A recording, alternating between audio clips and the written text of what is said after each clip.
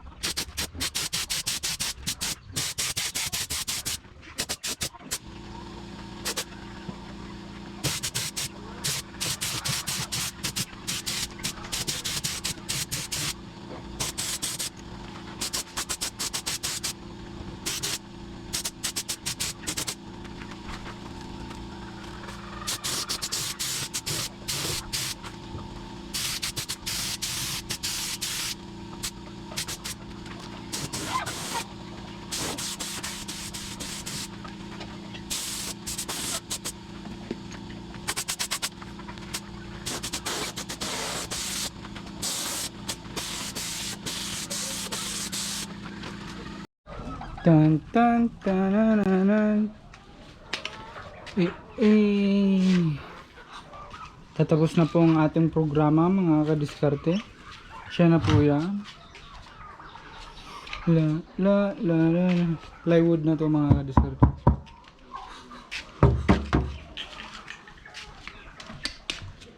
Tapos buksan natin ganyan. Oh, ito naman yung mga grinder natin Bosch. Dito natin nilalagay mga gamit natin, mga bapping, planer, kung ano-ano dyan. Tapos dito naman tong mga socket. Dyan mga kadiskarte. Tapos dito naman yung mga kwan barena. At dito naman yung mga pang wirings natin. At syempre ito naman yung mga ano nga ba tawag dito, mga screwdriver natin. Meron pa tayong socket na screwdriver. At syempre pwede po natin buksan to mga kadiskarte. Oh, ito naman yung mga iba natin to, mga malalaki, vice grip, mga clamp mga kadiskarte.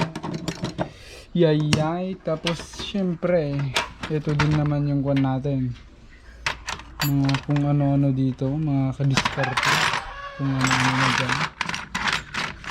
Meron pa tayong brush dito. At mga ilalagay natin dito mga kadiskarte, kumbaga nag-ayos tayo, no? Yung mga tools na gagamitin natin, dito natin ilagay. Yan yung plano niya mga kadiskarte. Yan yung mga tools natin, no?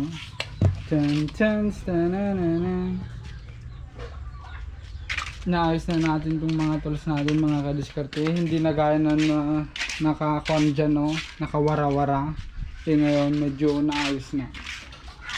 At ito naman yung gato natin.